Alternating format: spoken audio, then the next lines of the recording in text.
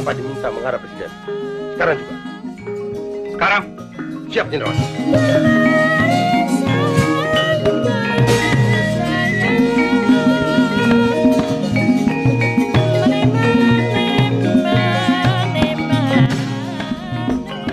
Sebaiknya tidak usah mandi, Jenderal. Paling tidak cuci muka toh dan berpakaian. Tidak usah berpakaian.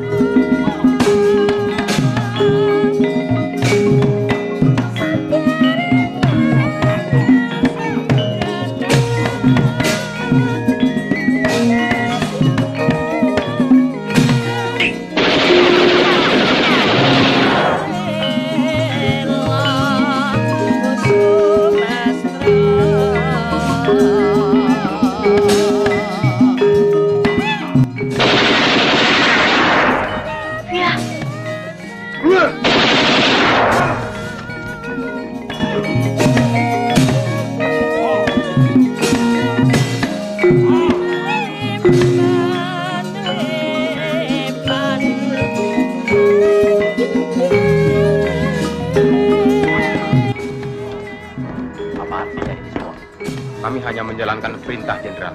Perintah siapa? Atasan kami.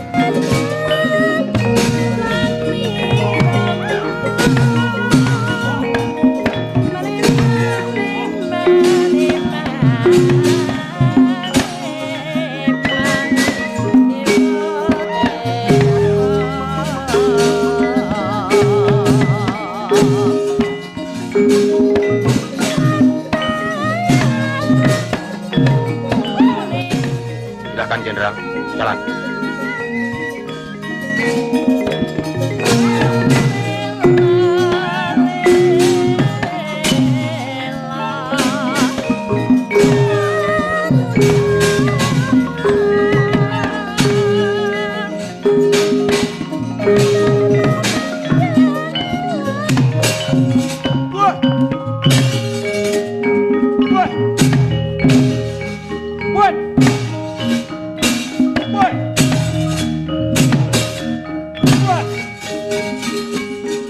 Situasi gawat, Jenderal.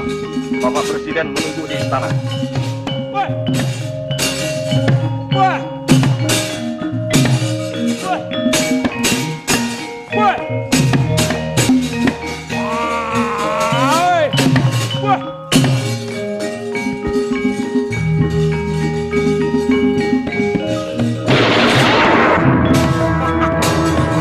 Segera turun, Jenderal.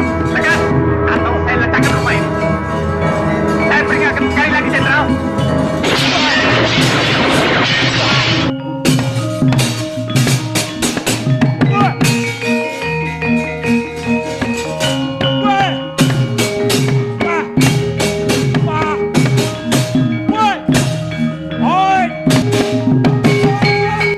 Ayo cepat, Jenderal. Kita habis waktu.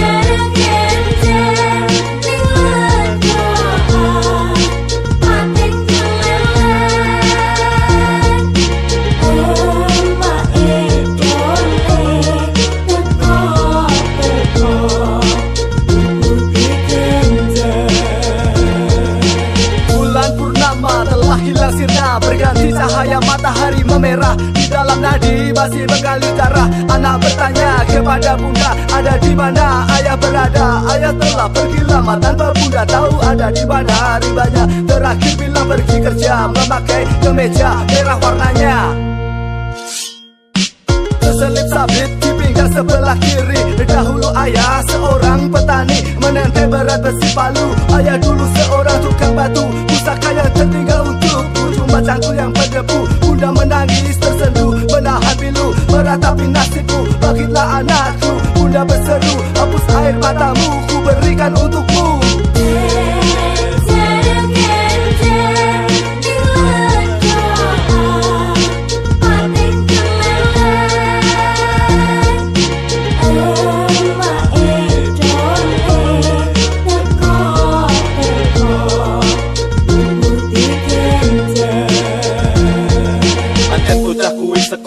Rekoso awit bayi ditinggalake marang Romo, nanto menyang kutha golek urip kepomo, ninggalake desa merko wegah nelongso.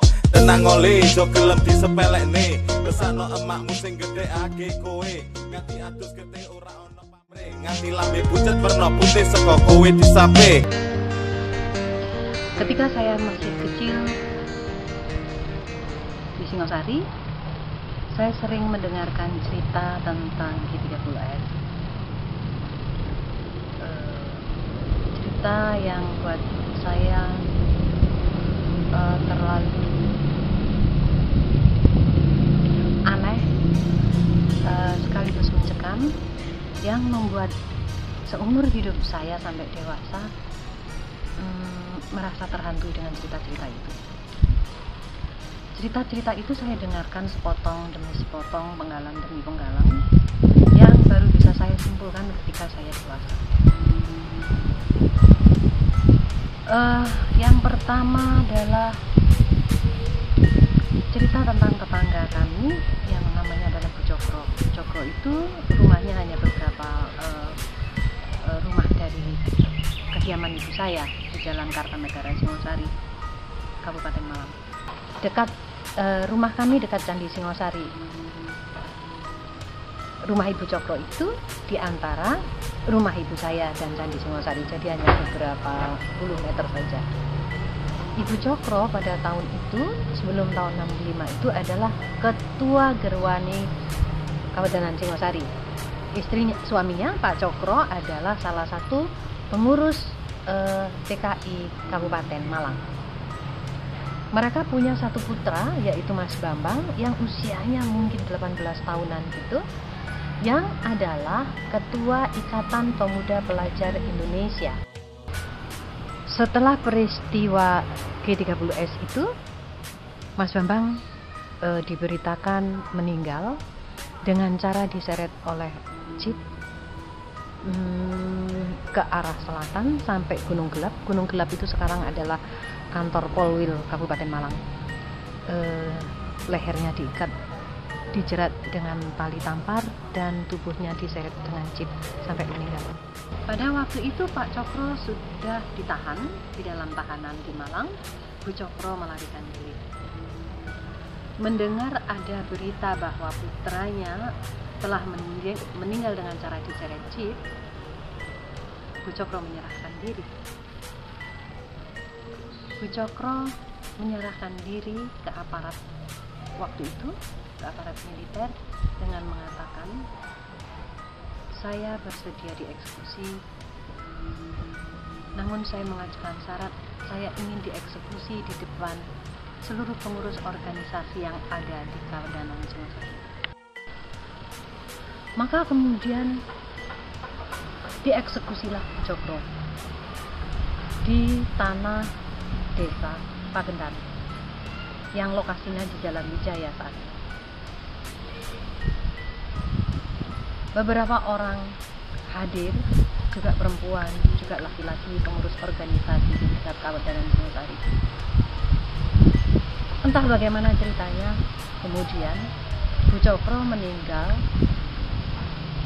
dengan lehernya dijerat 2 stagen, ditarik oleh 4 perempuan dari 4 mata tubuh. Jasadnya dimasukkan ke dalam sumur kering dan lantas ditimbun dengan batu-batu. mendengarkan cerita tentang kenyataan bahwa anak tunggalnya sudah meninggal dan Bu Cokro sudah meninggal dengan cara menyerahkan diri. Pak Cokro yang ada di dalam tahanan menggantung diri. Itu adalah cerita yang terjadi di Singosari. Ketika saya mendengarkan versi lengkap itu, ketika saya sudah dewasa, waktu itu saya SMA, saya tidak pernah habis pikir bagaimana mungkin hal seperti itu terjadi. Bagaimana mungkin Bu Cokro pada akhirnya meninggal di tangan sesama perempuan dengan leher yang dijerat oleh 2 utas tagen dan ditarik dari 4 orang perempuan dari 4 penjuru mata angin. Saya tidak bisa mengerti tentang fakta itu. Apa kira-kira yang membuat Bu Cokro melakukan hal itu? Ketika saya bertanya kepada Ibu, kenapa ya Bu Cokro melakukan hal seperti itu? Ibu saya kemudian berpendapat bahwa kemungkinan karena putra tunggalnya meninggal.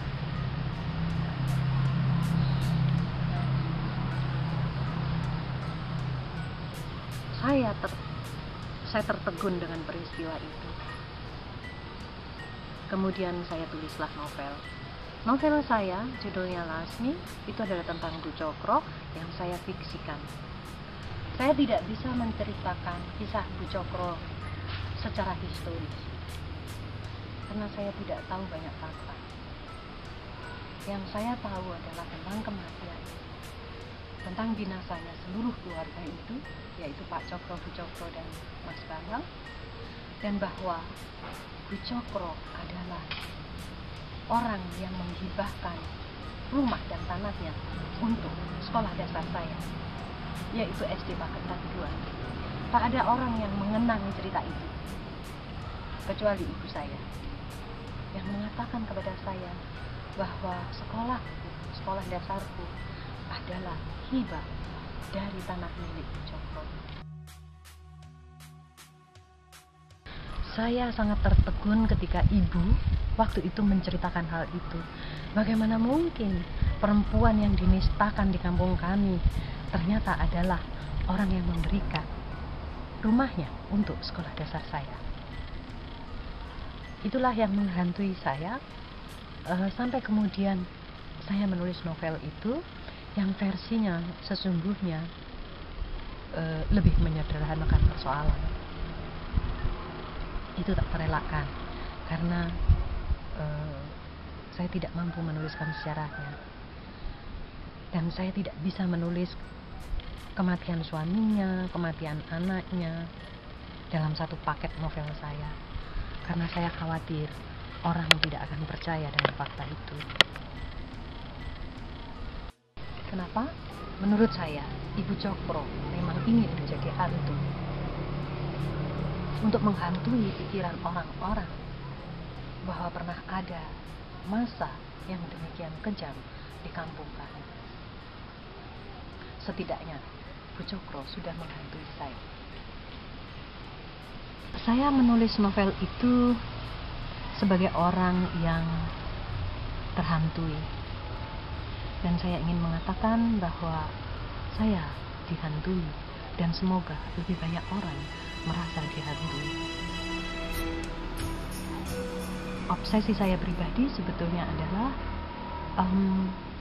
ingin mempromosikan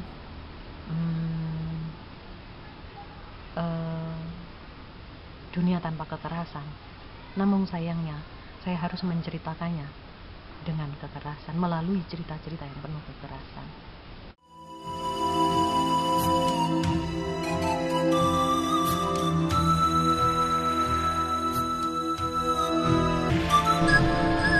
Kekerasan itu masih ada sampai saat ini, walaupun bentuknya tidak lagi sebrutal waktu itu. Buktinya apa? Kekerasan-kekerasan, diskriminasi, diskriminasi terhadap kelompok-kelompok marginal, terhadap orang-orang yang dulunya didakwa, disangka sebagai komunis. Diskriminasi itu masih ada sampai sekarang. Pelecehan, dan mereka dianggap bukan warga negara yang punya hak. Stigmatisasi terhadap orang-orang yang dituduh komunis itu demikian kejam. Saya pribadi beranggapan bahwa tentu saja pelurusan sejarah harus dilakukan, namun yang pertama-tama adalah doktrin bahwa komunis adalah musuh laten itu harus dihilangkan dari kurikulum pendidikan militer di Indonesia. Karena bagi saya, menurut saya, yang paling sensitif adalah kaum militer. Karena kaum militer telah memposisikan komunis sedemikian rupa sehingga demikian nista. Andai kata golongan militer sudah legowo dengan masa yang sudah 50 tahun ini dan bisa menerima dan memaafkan, saya kira urusan dengan sipil adalah gampang. Dalam buku-buku yang ditulis oleh para ahli sejarah, tidak ada kesimpulan yang tunggal, tidak ada kebenaran teori siapa melawan siapa, antara apa dan siapa yang telah menyebabkan ada 6 orang jenderal dan 1 orang perwira terbunuh di lubang buaya.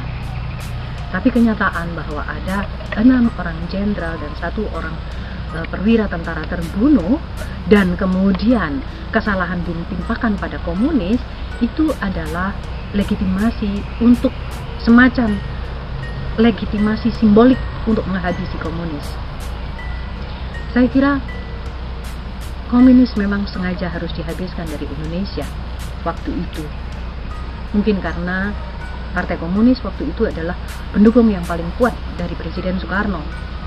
Tidak mungkin membunuh begitu saja Presiden Soekarno yang terlalu dicintai rakyat.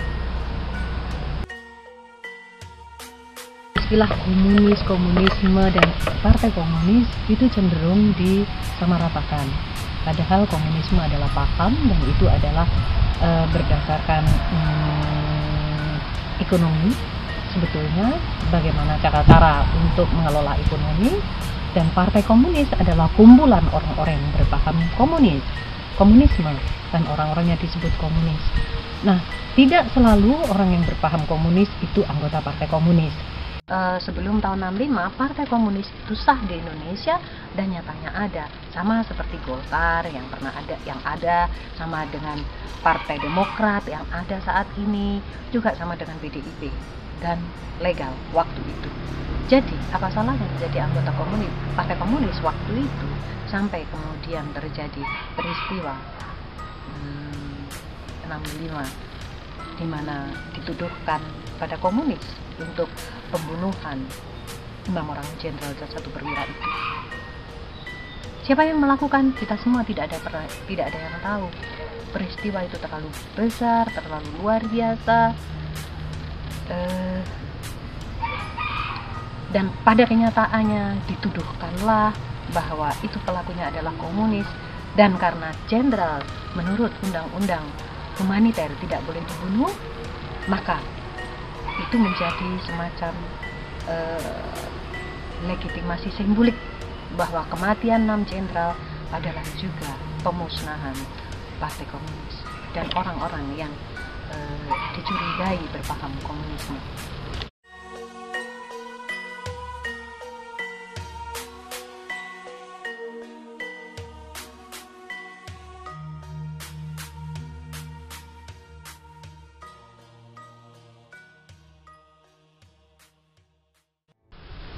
Menurut undang-undang humaniter, seorang jenderal itu tidak boleh dibunuh. Karena itu, Jenderal Malabi terbunuh di Surabaya, itu menjadi ganjalan antara Indonesia dan Inggris sampai saat ini.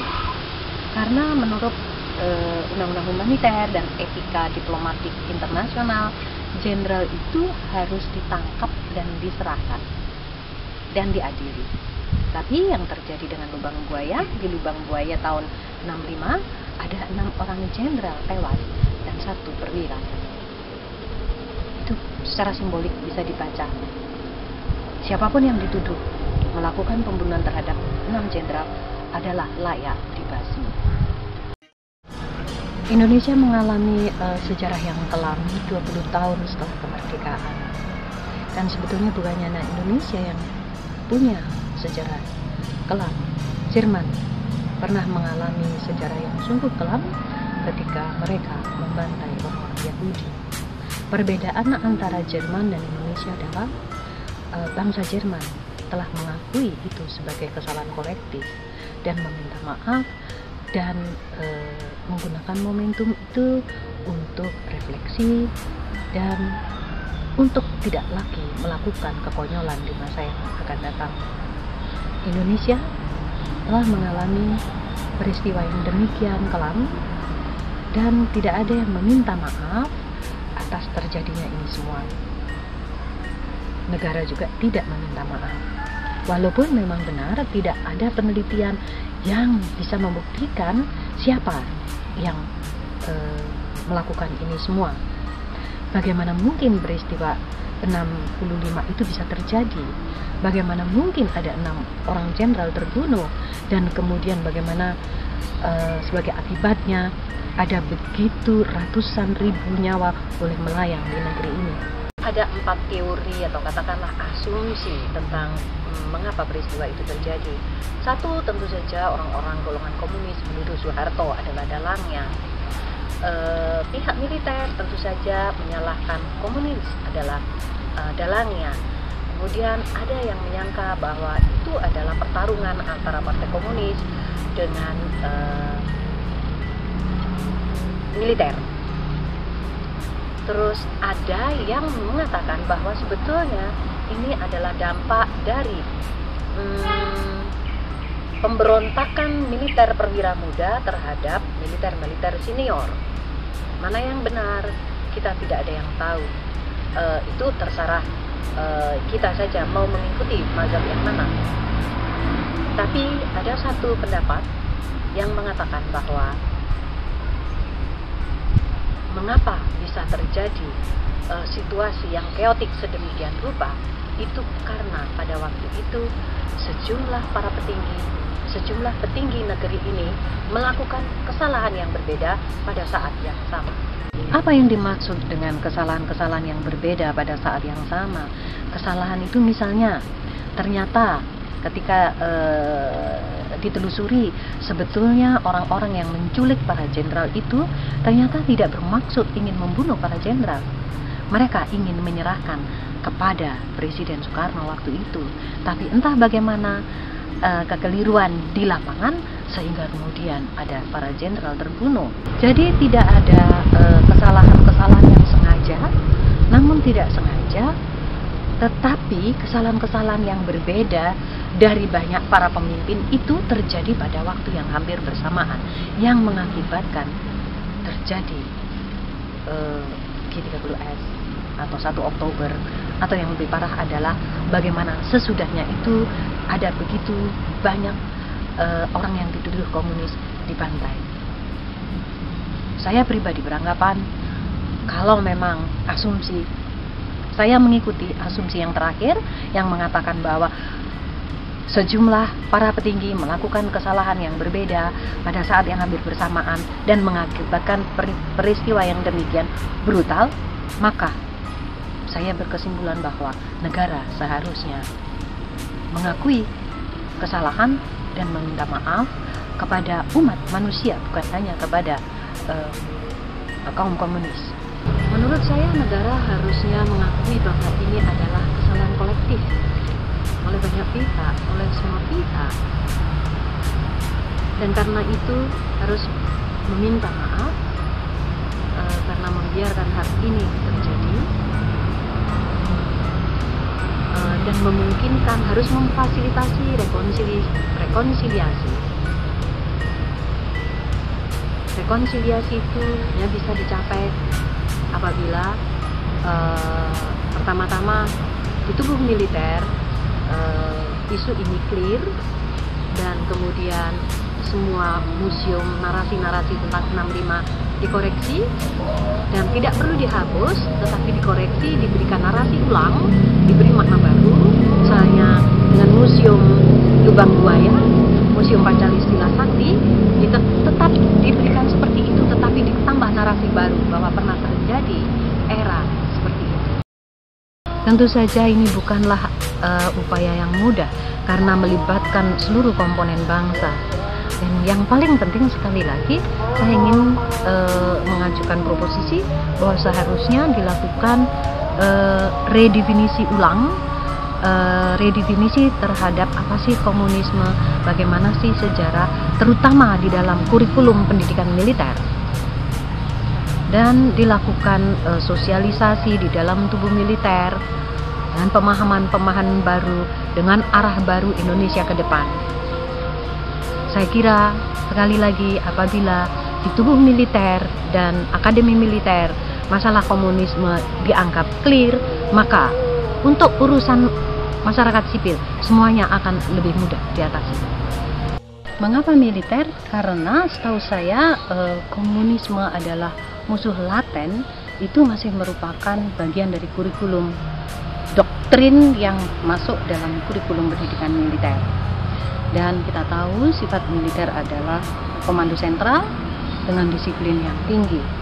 Jadi apabila tidak mengubah doktrin itu, tidak mencabut doktrin itu dari kurikulum militer, saya kira upaya-upaya di akar rumput juga di tingkat kenegaraan akan sulit dilakukan.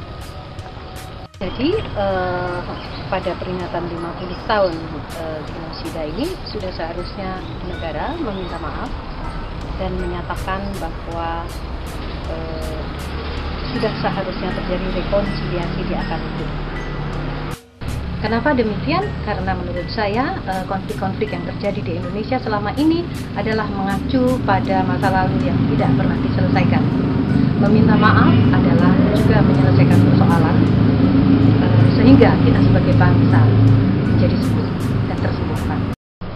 Bagi saya ini perlu dilakukan demi masa depan yang lebih baik agar generasi muda tidak terlilit oleh sejarah kelam masa lalu. Karena kita perlu berjalan terus ke depan secara kreatif dan lebih baik dan lebih optimistik. Saya kira revolusi mental yang paling mendasar adalah dengan rekonsiliasi. Saya yakin Indonesia akan menjadi lebih baik di masa yang akan datang. Melo jabat tali beri malam kandala eta merem gato. Na panjam la balka berloba masiti mayo mahime. 3, 4